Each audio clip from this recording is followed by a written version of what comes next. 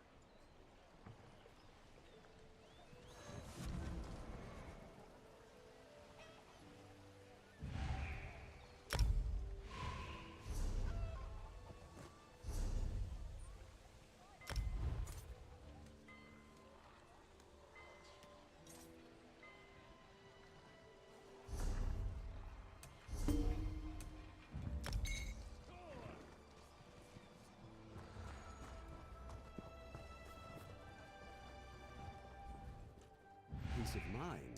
That's not something you can put a price on. I'll...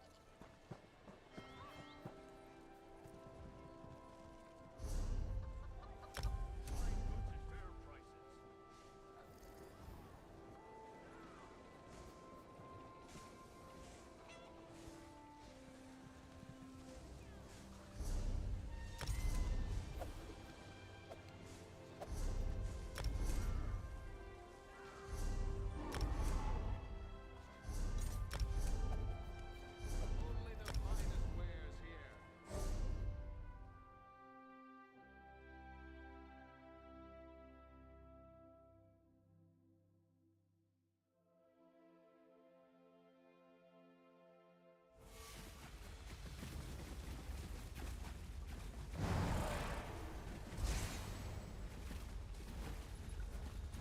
Have a good feeling about these tunnels.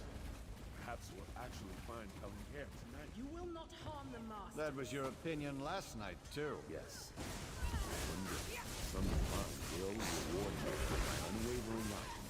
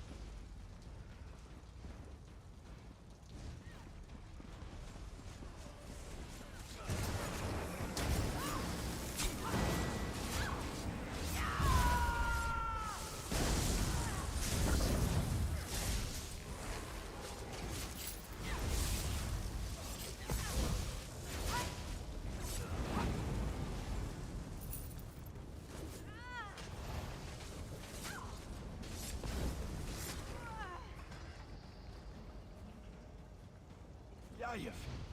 These people are alive! Drugged.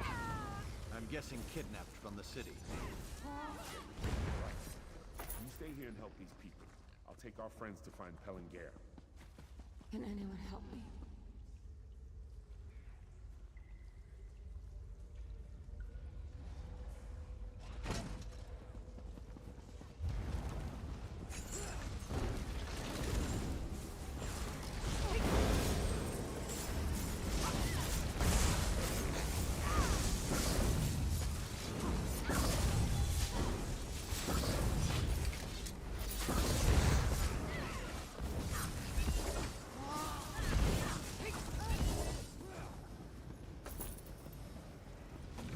Go away! You'll ruin everything! Sir? What's going on? Wait! Master Pellinger! Damn it! You'll not leave here alive.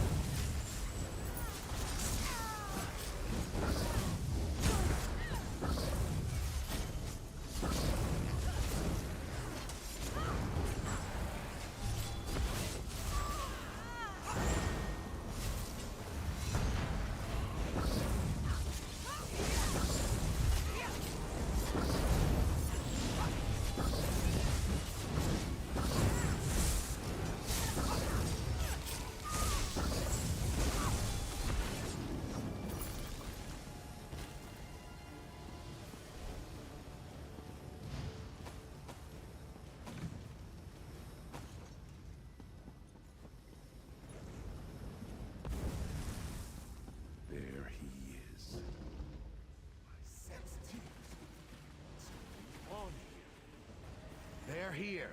They are not to proceed further, Garin. Do you hear me? Suck up, you undead bastard.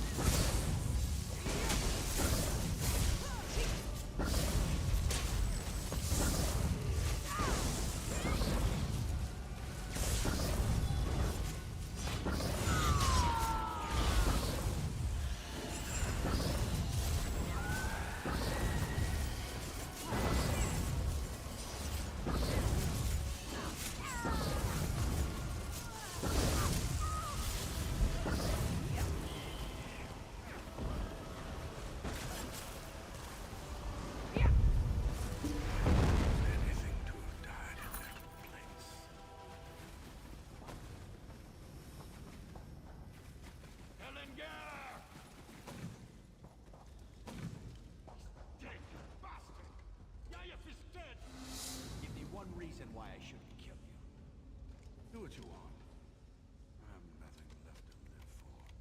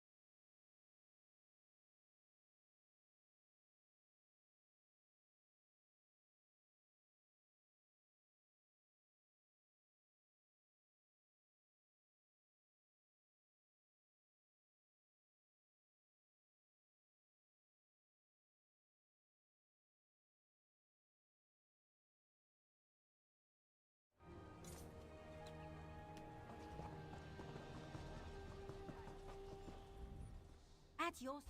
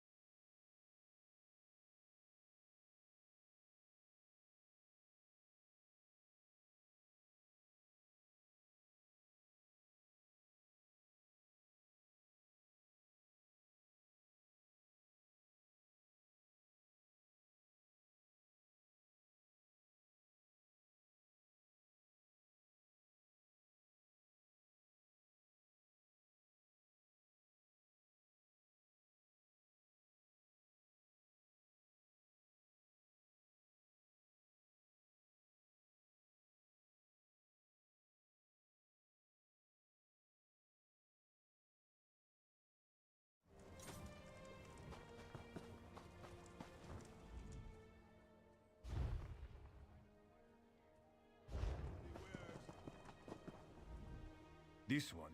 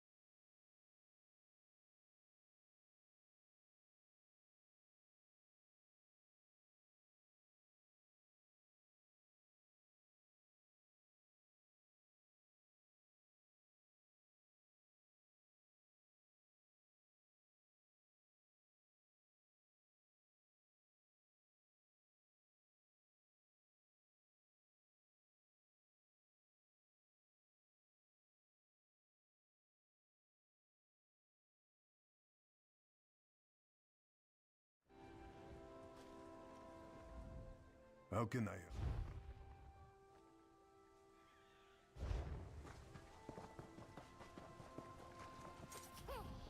I've got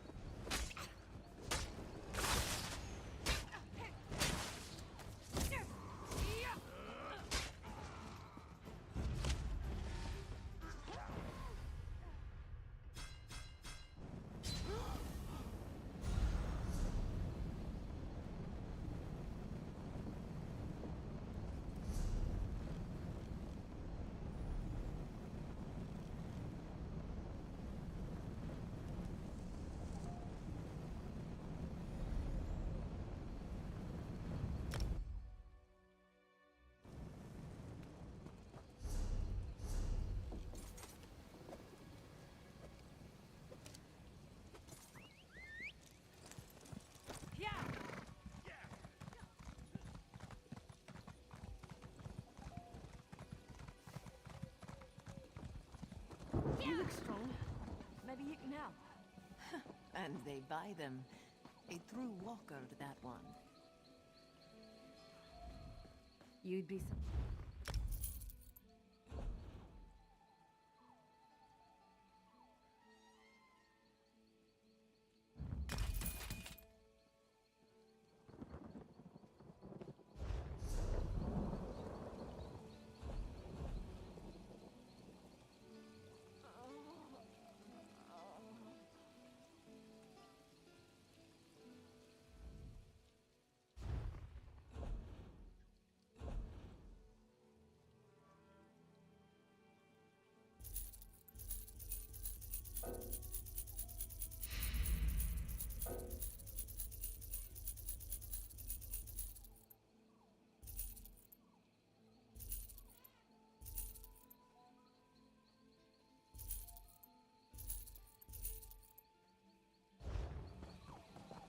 Hail.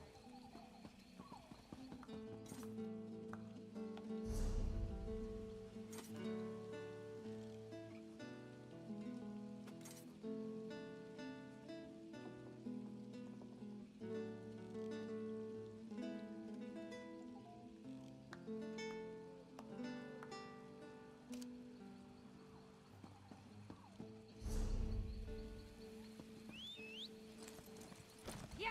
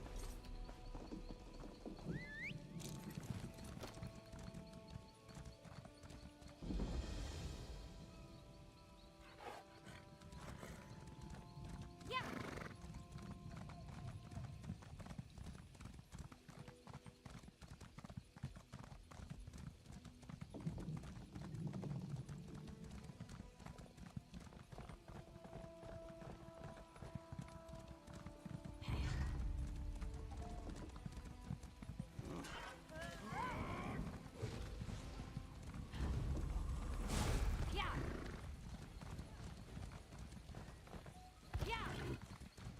Yeah!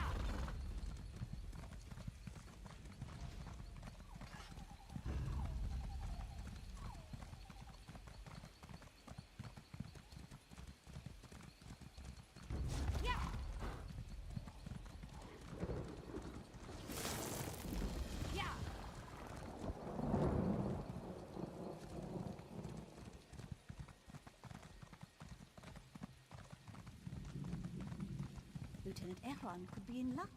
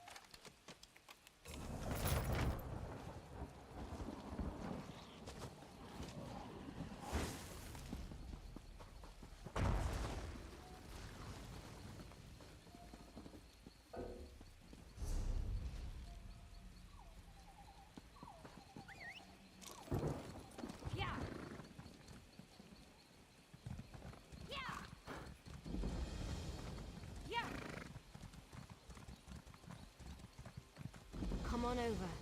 These elves won't loot themselves.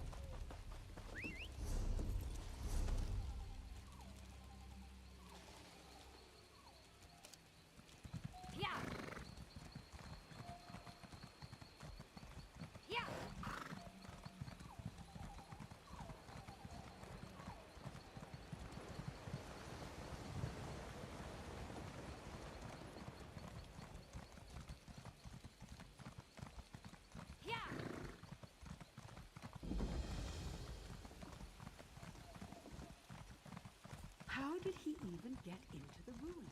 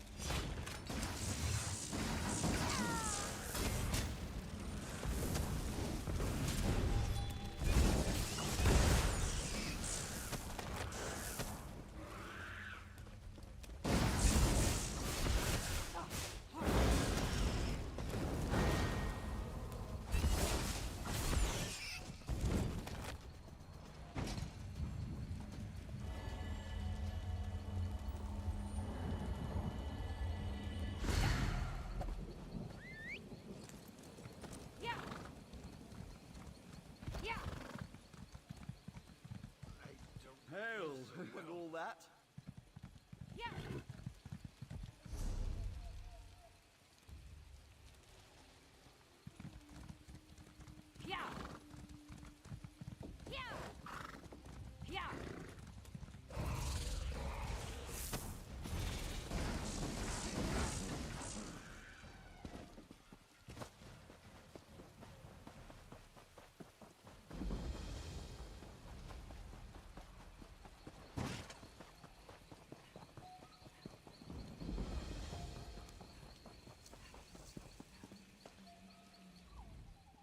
Now here's...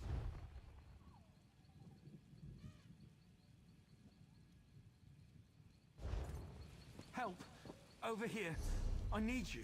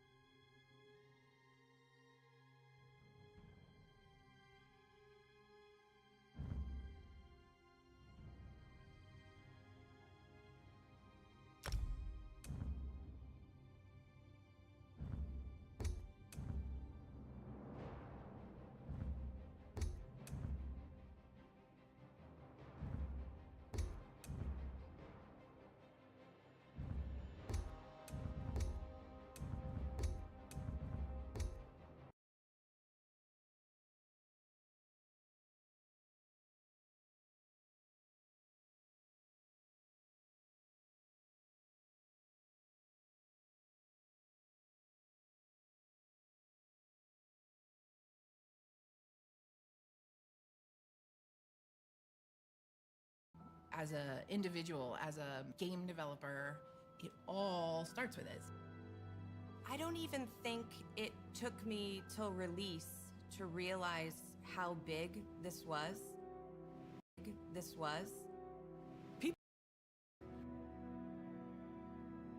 Such a key moment in our history of making games, Era o Samuel and the Jackson. evolution of how we build these worlds, and having players be able to come back and experience that is really amazing.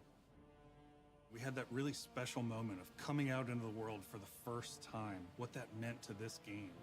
Every time we think about Oblivion, it's, what if we could give that moment to everybody again? I was born 87 years ago. For 65 No Steam já tá years, disponível. I've ruled as Tamriel. I have seen the gates of Oblivion, but for all these years, I've never been the ruler of my own dreams. I have seen the gates of Oblivion. Agora é o comparativo. Oh, rapaz. Legal, hein? Beyond which no waking eye may see.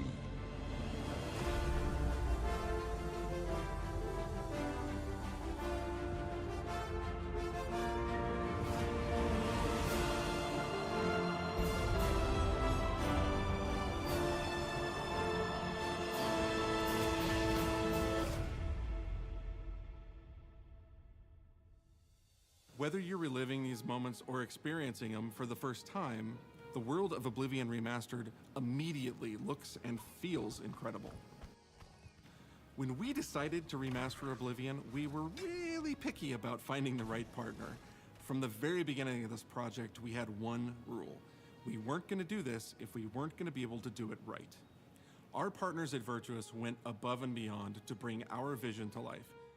The care and love they've poured into the Oblivion Remaster has been absolutely breathtaking. Welcome to Paris, and welcome to Virtuous. Our team here has been hard at work delivering the best remastered Oblivion experience possible. We've worked with Bethesda Game Studios on other projects in the past, so we know what makes that team and their games special. We wanted to make the remaster more friendly to gamers with modern hardware. This is Oblivion in its most complete form.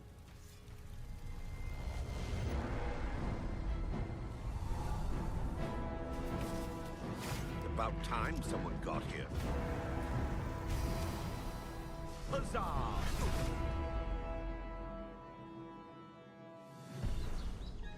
Those familiar with only some Elder Scrolls lore will now be able to experience the events that set the stage for Skyrim. You embark on an epic journey to stop the Mythic Dawn cult. The time of cleansing draws nigh. From unleashing the Daedric Prince of Destruction. What was the Oblivion Crisis? What happened to the previous Emperor of Cyrodiil? Why are there only 8 divines instead of 9? In addition to the core game, the remaster contains all add-ons, including story expansions, Shivering Isles, and Knights of the Nine, so you get the full experience. On a personal level, it was really important to me to ensure that we're preserving the magic of the original experience. At the end of the day, we're all fans too. This is a dream project for me, right? I'm a fan. I have been always a fan. Well, I played Oblivion for perhaps 10,000 hours. Oblivion was my first Elder Scrolls game, and it was one of the games that made me want to be a game developer. The best way to describe it would be to call it a love letter. You will find your own path, but there will be blood and death before the end.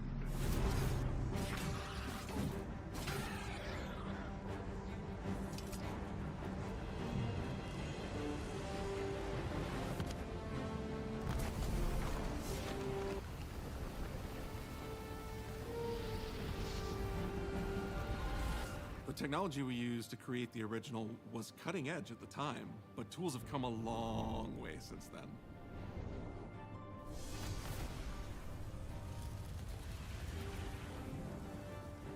The original Oblivion is still the heart and soul of the remaster, but we use Unreal Engine 5 to help achieve all our visual goals. We think of the Oblivion game engine as the brain and Unreal 5 as the body. The brain drives all the world logic and gameplay, and the body brings to life the experience that players have loved for almost 20 years. But it's not just about pure fidelity. We knew we had to preserve the distinct style, making it as uniquely Oblivion as possible. The brush opens a portal into the painting. You're stuck here like I am. The Isles, a wonderful place. Good for a visit. Or eternity. We've leveraged nearly every major feature from the latest version of Unreal 5. Our goal was to push the visuals to the next level using the latest technologies. We created brand new, highly detailed character models and stunning landscapes that use millions of polygons in each asset, allowing us a truly impressive level of detail in the world. Every single asset in this game was completely redesigned and handcrafted from scratch. We implemented an advanced real-time lighting system that accurately simulates how light interacts with the environment. This results in more realistic lighting and atmospheric effects. While the original game had limited dynamic shadows, now the entire world reacts naturally to light. We used an incredible new lip-sync technology that really enhanced performance in our characters. He left us a warning. Heed it! And Real Tools helped us create the base mesh of our characters. From there, our artists sculpt each race individually to adapt it to the mesh, allowing us to share the model, rig, and textures. As a result, all races, including Argonians, Orcs, and Khajiits, are built on the same base mesh, making the lip-sync system more effective even when the characters have very different facial features. Welcome to the guild. We have access to so many modern rendering features. You'll see them in something as simple as running through a forest. Insects flying around, fish swimming in the water, light filtering through the leaves. Thanks to these technological advances, you feel even more immersed in this living, breathing world. You'll really believe you're in Cyrodiil. I believe you can handle a more complicated assignment.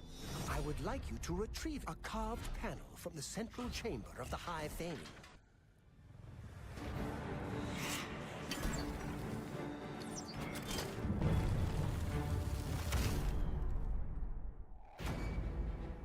It's not just visuals that we've modernized in the remaster, it's gameplay.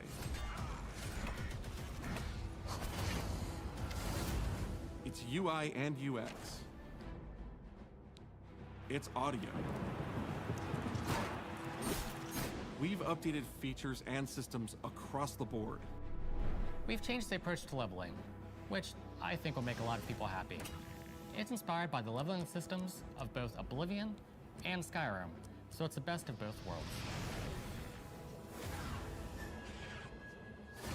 We were able to fully recreate the character models, creating a physicality that feels more human. You see that in places like combat animations, where there's a lot more separation between the upper and lower body, and all the animations have more flourish. Combat in the original Oblivion didn't have sound effects, visual effects, or hit reactions. Now you'll get blood splatters, sparks, and controller feedback. You know, it's a little thing, but little things add up to make the combat more modern and engaging. There's a proper third-person perspective now. The original had third person, but there was no crosshair, and we felt the experience could be modernized. One of our goals was to have a third-person view that compared to Starfield in terms of playability. Now, the third-person perspective has all the same control you get from the first-person view. You have my ear, citizen. When Oblivion first launched, Greetings. How goes it? How are you? disk storage limits meant we couldn't have unique voiceovers for all the races. So we've gone back and recorded new lines of dialogue. Each race represented in the game now sounds unique. Can't stand the sight of those creatures.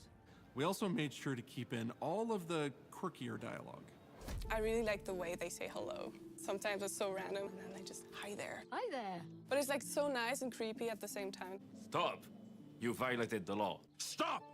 You violated the law. Stop, criminal scum! Stop right there, criminal scum. Cheese for everyone. Cheese for everyone! We are going to steal one of the Elder Scrolls from the Imperial Palace. You need to find the reading room. The blind priests will deliver a scroll to you there. Do not speak to the priests. They're blindfolded. I've chosen you because you are the best.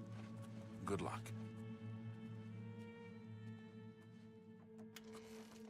Stop! You violated the law. Your stolen goods are now forfeit. Then pay with your blood.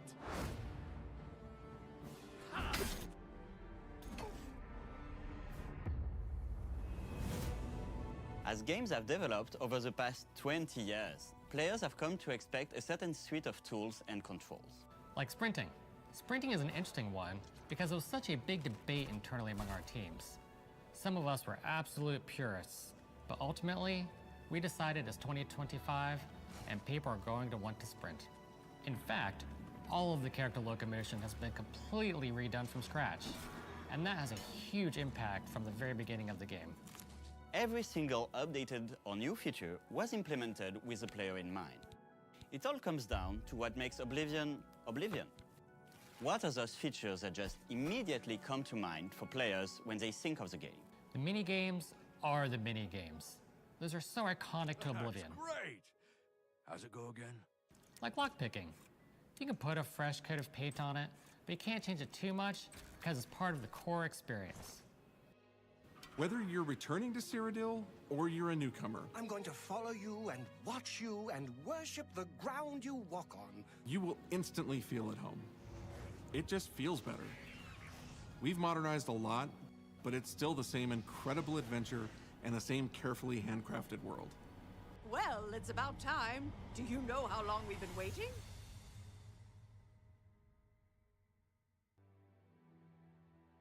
Oblivion is a core part of the story of Bethesda Game Studios.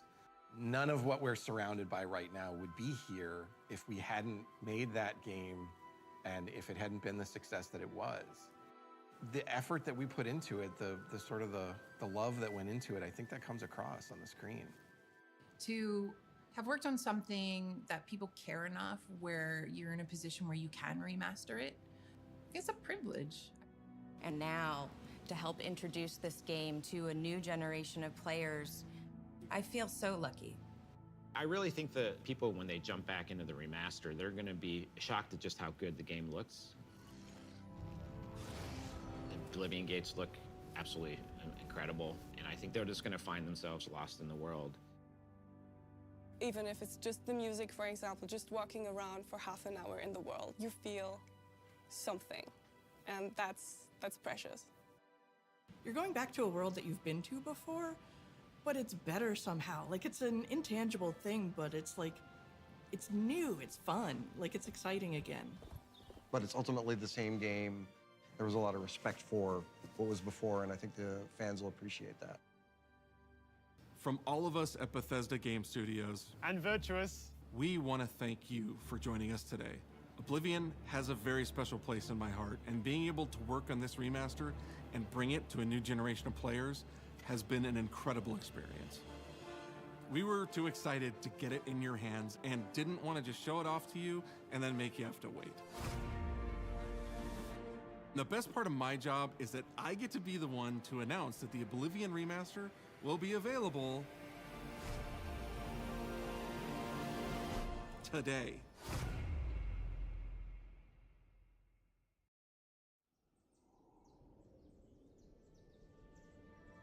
born 87 years ago.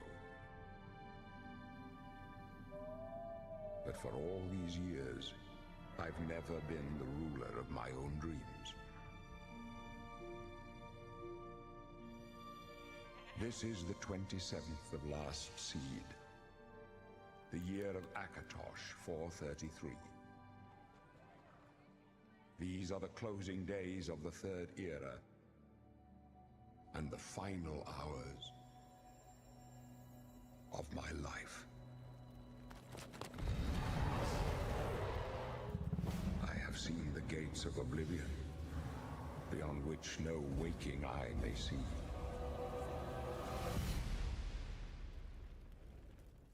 This is only the beginning. Worse is yet to come. Looks clear. A trap! The time of cleansing draws nigh. Who now will save us from the coming darkness?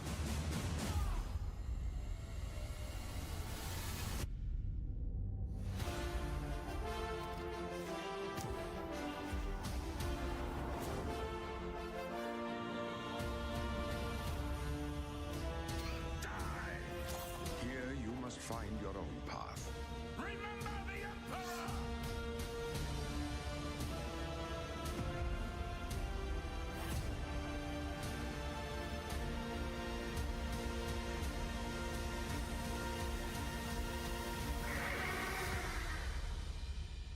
Find him and close shut the jaws of oblivion.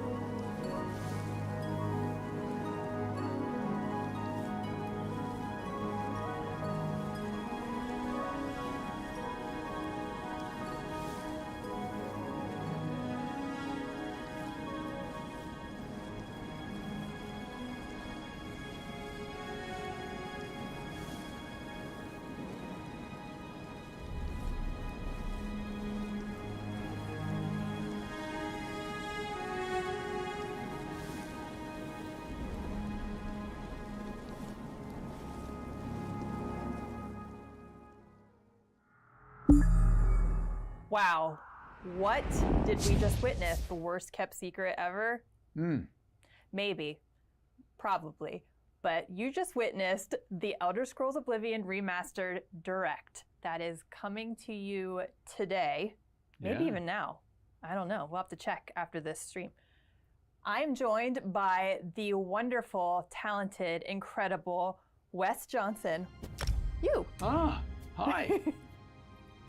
And Wes, who do you have here with you? This is Finn. Oh yes, he knows his name now. Hello there, Finn. How are you?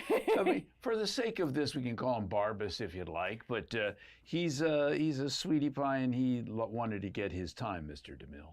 That makes sense. I wouldn't. If I had a new puppy, I would totally bring that puppy with me everywhere. I take him everywhere. You ever heard the Harry Nilsson's puppy song? No. He's like, I take my puppy everywhere. Well, for you, those of you joining us, either new or from the Direct, we're going to be sharing some gameplay of Wes's old stomping grounds, but newer now with the remastered version. I can't wait. So, Wes, for those that do not know you, first, shame on you if you don't, but if you don't, why don't you tell our friends here what role you have done in Oblivion? In Oblivion, you're going to probably bring some memes back to life. Can't wait. So if like you walk out of someplace with a fork, I would be there going, "Hold, criminal scum! Your stolen goods are now forfeit. Pay with your blood." That's a lovely one. The Imperial Guard song is out there now, and all sorts of things that people had fun with. Sheogorath, Daedric Prince of Madness, at your service. And I love this because I'll never be able to order a cheese pizza again, because people use the soundboard, and they call the pizza shops, and they're saying, what can I do for you today? Cheese! You want a cheese pizza? I want cheese for everyone! Oh, how many would that be, sir? And so I can't call anywhere as Sheogorath to order a pizza because I'll never get it, or I'll get it with a lot of spit. I mean, honestly, you're doing everybody a favor if you do. So. Yeah. I mean, and your shirt is totally on theme today as well. Yeah, wearing my Sheo shirt. I've got, and of course, there's, where is it? My Dark Brotherhood pin here. Lucian LeChance of the Dark Brotherhood, dear child of Sithis. I don't spread rumors, dear child. I create them. So yeah, I loved Oblivion. Oblivion to me was, I mean, I've loved all the games. I loved Morrowind. Ah, yes, we've been expecting you. Come right in. I love Skyrim, which is fantastic, but Oblivion to me was where I came out to play, and it was the original. All the races had the same voices. Oh man, there's so much crossbreeding amongst the Imperial Guard. You know, Mom, Dad, the family reunions were very confusing. But it's a lot of love. I know, but I just absolutely loved that game, and as other games came along, and then you got to see Skyrim with its 10th anniversary edition, and when I first put that on the Xbox Series X. Oh my God, the visuals to me were just, I was blown away.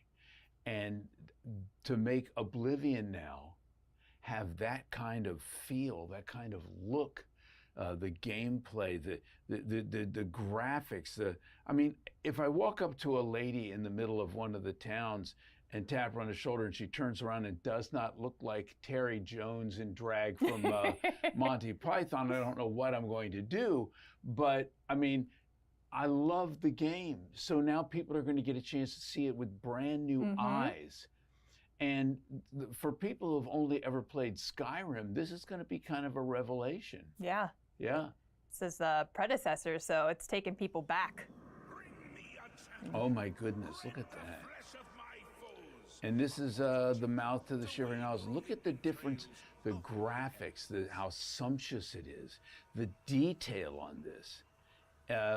Not just on the backgrounds, not just every leaf on a tree, but looking at the clothing, at the uniforms that they're wearing. I mean, he's wearing leather, and he's wearing some fur, and you're seeing all the details on every little thing. this guard right here.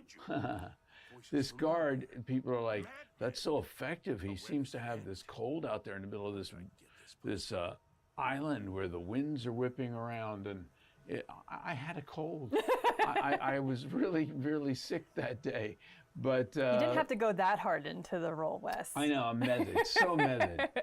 But look at that. Now, there's the door to the fringe, and inside, what's going to happen? Oh, look at the screens. Even the screens, the loading screens look so much sweeter and more detailed. And there he is, Haskell. Look at him, sitting there all bald and boring. Haskell, your room's very dark, just like your personality. Hurry up and talk. Oh, look at the detail on Haskell's face. You can really see what living with Shea Gorth has done to him. He looks like Marley's ghost there. I mean, this is the first time you're seeing the remastered, This is the first isn't it? time I've seen any of this, and the detail and the expression on the face, he just looks so weary, so put upon. Well, it's been almost 20 years, so we've had a lot of ability for technical advancements from there. So Yes, and imagine and age, I guess. For 20, him as well. 20 years in the service of Shea Gorth is going to age anybody, Yeah, right? absolutely. I like his puffy sleeves there. The little Seinfeld puffy sleeves. Now, what would you say your favorite role has been for Oblivion, or which character do you feel like you gravitated the most towards? Well, that's the thing. People ask me all the time, who's your favorite character to play this? And that's a Sophie's choice. Because you bring a little of yourself to every role you do. You got to bring, these are all like my children. So, I mean, I love Lucian. I love Shea Gorth. I love them all for very different reasons. I remember working with Mark Lampert for this game, and we're doing the same Imperial Guard voice, even the Gray Fox, like capital, but he's still very much the Imperial. But then he gets to Lucy and he goes, this guy's a little different, a little darker, a little more macabre. So I think about it for a second, and I start going into this thing, and in my mind, you try to get an image of who the character is. And for me, he was twisted and gaunt and bent and just insidious. Does it take you, is it that quick for you sometimes when you like get a breakdown of a character? Sometimes it can, and sometimes I take time. Shea was a different thing. But with Lucian, I had a, come here, Bubby. It's okay. With Lucian, the image I had in my mind as I portrayed him at first was completely different from the image of what he ended up looking like. You know, he ended up looking, they made him this gorgeous guy, you know, and when we're looking at him going, oh my God, he's gorgeous. He has a heart of darkness, the perfect man. So, but he was so much fun to do. And people say, do you know what happened to him? Spoilers. You just finish your lines. So when I'm playing the game and I get to that point in the game, I'm like, oh, you know, I'm experiencing it as well. And, oh, look at this, the butterflies. The breakaway into the Shivering Isles and the butterflies. That is beautiful. And Haskell's out of there, man. It's quitting time. Look at that. Through the fringe of madness. Yeah, with Shea Gorth, I had about a week to prepare. And I was told, we want something a little more stand-up, but we want him to feel dangerous but funny. And they said, maybe something like Robin Williams. And I thought, no, Robin Williams was a bit too cuddly, you know. As Shea Gorth, I'll skip rope with your entrails. I don't believe you. So, admittedly, that would be an interesting thing to see Robin Williams talking about. I know, but I thought, where could I find my inspiration for this character? And I started thinking about different stand-up comedians who would I find dangerous, that I would love to have a drink with, and laugh and joke, but afraid they might beat me up at the end of the night. And I came up with Billy Connolly, the Scottish comedian. Oh, yes. But I thought, I can't just do a straight up Billy Connolly. He can be my spirit animal. But it didn't seem, it felt too, he's not Scottish. And I thought, well, I've got this friend who runs the Irish Channel down in DC. His name is Tom Stack. And Tom is he's from Cork, Ireland. And so there's this Irish accent. And I thought, what if, because he's got mania and dementia, this character can go between an accent fluidly. Like you think he might be Irish, you think then maybe he's Scottish when he gets more manic. But what happens when he gets deadly serious? There are a few moments where it drops completely. Why? Because everything else is an affectation. He does what he wishes to do. And so, like the brain pie line, where you'll hear all three separate things. Mm-hmm. And he's like, and he starts wondering what you're like, perhaps brain pie. Perfect! Care to donate? That adds an extra layer of terror to his character, for sure. You just don't know where he's going to land with some of these things. Whether it's friendly, whether it's deadly, whether it's over the top, whether he's crazy mad. I just had to sit there and let that thing flow back and forth. And I think from what I was told later, Todd was listening to it and they weren't expecting that. And so it threw him off a little at first. And then the more he listened to it, the more he was like, oh, no, I like this. I like this. And that's who Sheo became. And you define the character through multiple games and multiple universes. Yeah. And it's a beautiful thing to be able to, I love more than anything trying to figure out who a character is. And the Rubik's Cube of their personality and the whole thing. And I imagine, though, that though the character is designed by somebody else, that you get to input a lot of your influence and sort of direction on it, even still. Well, you have to bring a sense of life to it. Mm-hmm. Whereas when someone is writing it, they're bringing their sense of life to it, their experience. But you don't know their experience, but you know the circumstances of the character, and you can build something upon the character, and then, live in that space, become somewhat that character, which is why every one of them become like children of mine. I hope you don't become too much. Oh, no. There are some days. The one I don't want to become the more like is Hermaeus Mora. And that would also be terrifying, yes. Yeah, Mel Blanc used to look at the photographs of the characters that he was doing and would base them on that, like Sosia Shergala from Morrowind. I saw him. So every one of the Bretons seemed like an old bald guy with a goatee. But you look at Hermaeus Mora and you're like, 1 million eyeballs and 1 million tentacles. What does that sound like? And, I worked with D.B. Cooper as the director for the ESO. Mm-hmm. And we had to do some adaptation because he was very slow and ponderous in some of the earlier games, and with clips and lisps and clicks and all this. But I adapted it but kept it the same as well. And the explanation that I come up with, why does he sound a little bit different? Where on Hermaeus Mora do you see a mouth? I don't even want to know where the mouth is, honestly. I know. I think you're hearing him telepathically. And just like with every telepathic thing, you may have a better receptor to hear than another character would have. Yeah, that makes Some sense. people would have a less sensory perception, and so it might be a little more muddled. It might be a little more clicky, might be a little draggy, because that is how your extrasensory perception of their voice is. However, if you're a little stronger and you've got a little bit more going for you in that regard, suddenly it's a little clearer. It's like the difference between the Beatles listening to Helter Skelter on vinyl, then later on CD. Oh, it's so much clearer.